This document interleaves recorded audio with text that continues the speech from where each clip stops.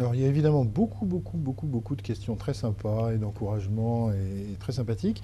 Et une grande inquiétude Oui. partagée par beaucoup.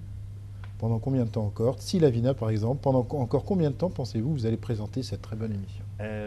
Et alors, comment dirais-je? Je n'ai aucune lassitude concernant C'est dans l'air. Je suis très sincère, je pense que le concept est plus important que et je dirais même les présentateurs. Alors, d'abord, il n'y a pas de différence dans les audiences et dans les résultats d'audience quand l'émission est présentée par Thierry Guerrier ou par moi. Je l'incarne, je ne fais pas l'imbécile, je pense que quand on pense C'est dans l'air, on pense à moi. Mais je dis ça, et c'est sincère pour dire que quand Thierry présente l'émission le lundi et que moi je suis en train de faire mon croisé sur France 2, le lendemain, ça a très bien marché. Il a battu des records d'audience autant que moi. Et que voilà, enfin, sur nos émissions qui ont très bien marché.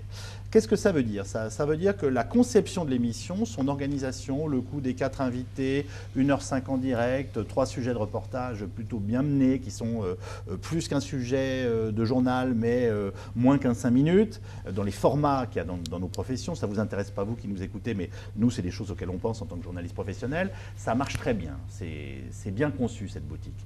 Donc, je n'ai aucune lassitude de présenter mon C'est dans l'air. Moi, j'arrive tous les jours. Je vous disais tout à l'heure au début du chat que même les jours où je suis un peu fatigué, ça va pas, gna gna gna.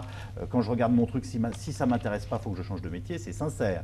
Donc, moi, je me reprendrai bien une dizaine d'années. Enfin, je ne vois pas de raison pour l'instant d'arrêter cette émission et on ne m'a rien proposé dans ma vie professionnelle qui m'ait donné envie de l'arrêter, ce d'autant plus que j'ai la chance de présenter une belle émission sur France 2 qui s'appelle Mots croisés, qui est une émission de débat stricto sensu,